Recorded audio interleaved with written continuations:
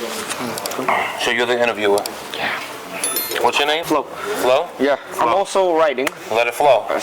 Started like when I was 16. So, Okay. But I'm not going to bug you with that. Nice, so yeah, Flo. Yeah. And my head caught on fire. Oh no, you good? A couple days ago, yeah. They didn't tell me it was diesel mixed with gasoline. You lost all your hair. Yeah, also. And I had a Wu-Tang shirt on me, but it... You're still here, that's all that matters. Yeah. Indeed. So... Shake it off, let's flow. Okay.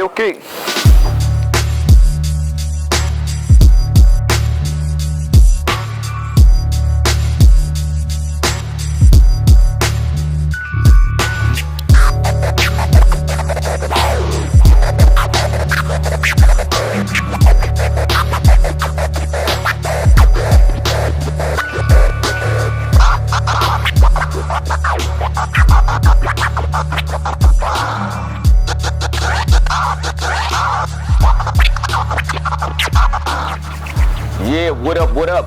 It's your boy Flo, representing me, Mugga crew.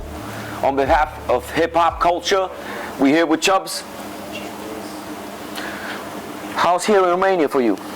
It's wonderful, it's beautiful. Okay. I'm enjoying myself.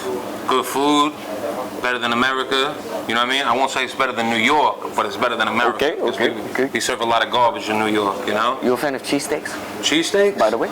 Yeah, I mean, who doesn't like a good cheesesteak, right? Yeah. I like chicken cheesesteaks. People look at me like I'm crazy, but I prefer chicken over red meat, personally. Yeah. You know? You never know. Chicken's nice, lean meat. It's good for the pull-ups and the push-ups, you heard? Yeah. Get your mind right. I wanted to ask you, when did it click for you?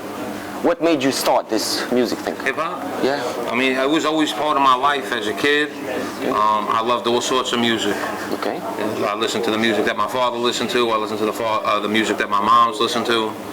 And, you know, they listened to, my mother listened to like a lot of Genesis and Phil Collins. And my pops listened to like a lot of the Beatles, Jimi Hendrix, Steely Dan, a lot of rock and roll influence, you know? Okay. But me, when I found hip-hop, it was like, I liked all the other music, but I felt like hip-hop was for me, you know? Okay. It was my genre. Okay. So when I found hip-hop, I became passionate about it. And, you know, I was a super fan at first, just a big fan of it. Yeah. And then it took me, you know, a while, because I really never looked at myself as like a in the spotlight type person. I was more behind the scenes type of person. So for a long time, that's what I did. I was supportive of some of my friends who were artists, and I would, you know, help promote their shows, be a promoter to get people come to the club. And then slowly but surely, I fell in love with it so much that I was like, I have to do it myself, you know. So that was basically the progression of me falling in love with hip hop enough that I felt like I had to do it myself. Now put your hands up, say it. Now put your hands up, son. I stole gold, raise your tube size, get your shoes shot. From the hammer like constructions come inside the function. Sun and clouds wind, hunts and one punch in, the bones crunching. You need some work, we brought a whole bunch in. You get buried all together in a whole bunch stick. Sick and heavy, son, the stun stick. Growing up, talking about who did you like the most?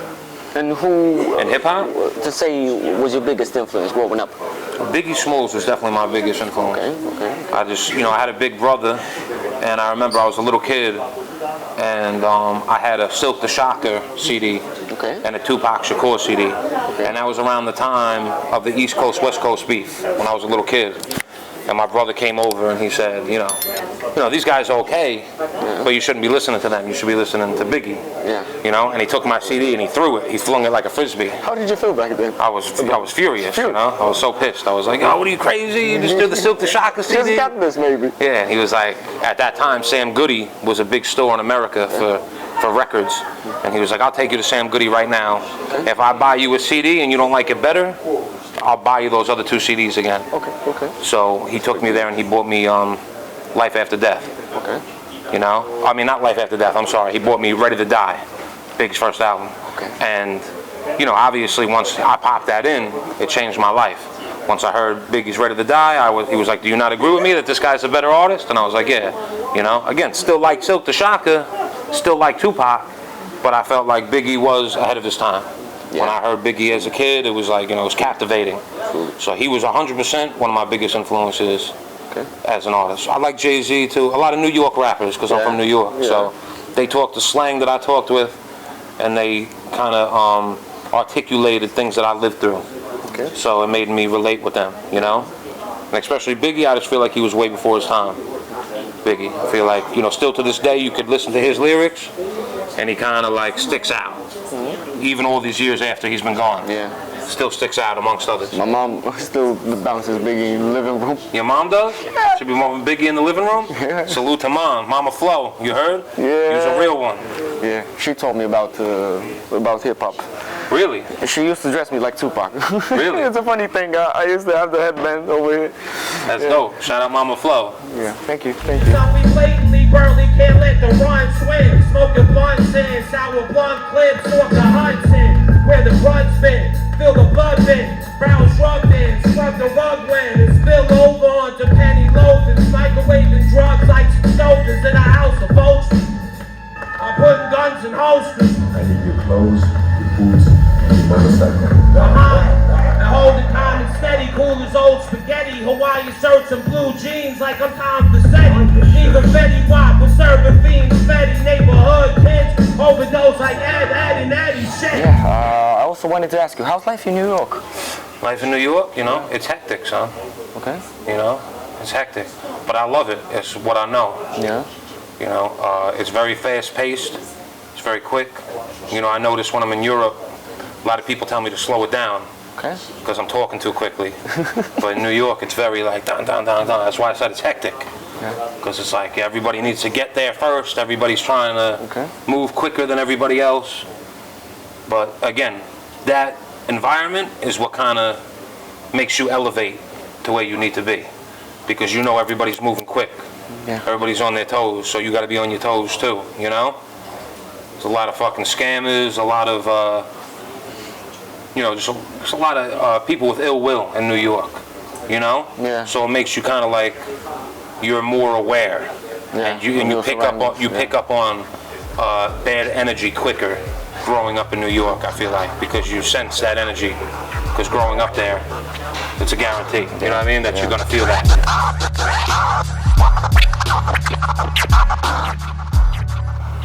What do you hope for leaving behind with your music? What's the message you want to convey to the people? I mean, I feel like I'm carrying a message sent from the Lord above. Yeah. I feel like I'm holding a message that I don't even know what it is yet. Okay, so you're also But I feel like I have a reason that I'm doing this. Okay. I feel like there's a reason bigger than me just spitting dope raps and hardcore shit. Because that's me in a nutshell. I'm a little hardcore, I'm a little rough on the edges. But at the end of the day though, like I'm a good man, I'm a man of God, I'm a man that's seen darkness, I'm a man that's seen evil. And that's why I know that ain't who I am anymore, you know what I'm saying? I'm a man of God, I'm a righteous man. And I feel like I'm carrying a message. I don't know what that message is yet, but when I get to that point in my career, I feel like I'm going to be able to express myself or verbalize myself the way that I need to, and people are going to be able to, you know, take the message that I'm holding. I feel like, for real, I feel like I'm carrying a message. So my ultimate goal in this is to leave a legacy bigger than myself, you know, bigger than the wealth, bigger than the fame. That ain't what I'm in it for. Okay. A lot of rappers are in this shit for, like, you know, fancy cars, jewelry, or bitches. I ain't in for none of that shit. Yeah. You know what I'm saying? True to that, because they just surface. Just on the surface. Yeah, that's all surface shit. That's what I'm saying. I want exactly. I want people to be able to remember me in a light where maybe I added something to the world. You know, that's my ultimate goal. If I could add something to the world, if I can inspire people, if I could plant a seed in the youth and make them grow and make them do something great, that's my ultimate, you know, goal in this, is to set trends. Because, you know, the same way like if a big explosion comes out of a little box, people aren't expecting that. So it's like, I feel like if a good message comes from somebody who's a little rough around the edges, people might appreciate it more. They might digest it a little better. Yeah. You know? Because it's more natural. Exactly. You know? Okay. Scum religion, been the vision, crucifixion, Uzis. New York style, so violent, something like a movie. You better let the good Lion City, gritty, not your usual. You confused, burn your shoes, couple bullets moved you. Facing down barrels, ripping see your power, walking straight now. Crooked crooks tend to carry, son. No, they got it if you need it, son. New York is talking conceited, usually got a gun. Put your hands up, put your hands up, put your hands up, put your hands up. Come on, Bucharest, put your hands up, put your hands up, put your hands up. Yeah, Crip.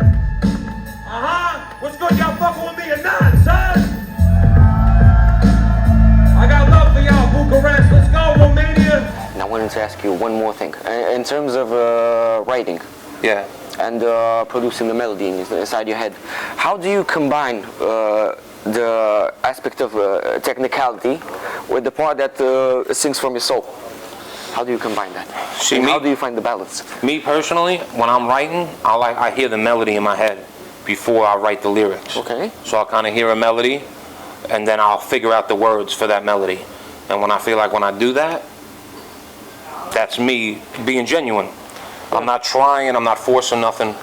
I'm just letting it flow, like your name. You know what I mean? Thank you, thank you. When I let it flow, that's how it comes. If I'm forcing it, I still might write some fire shit. Okay. You know what I mean? Have you ever dealt with writer's block? And how did you get past it? Of course, yeah. We all deal with writer's block. I feel like all artists, but you know, I feel like whenever I have writer's block, I'll take a moment and I won't do music for whatever it's gonna take me, a few days, a week. Yeah, yeah. Sometimes I just need a reset. I need to go to a place that's maybe surrounded by nature. Yeah, Maybe yeah. go for a walk Agree in the with that. park. You know what I mean? Yeah. And when I do that, I feel like it kind of resets me. It realigns me.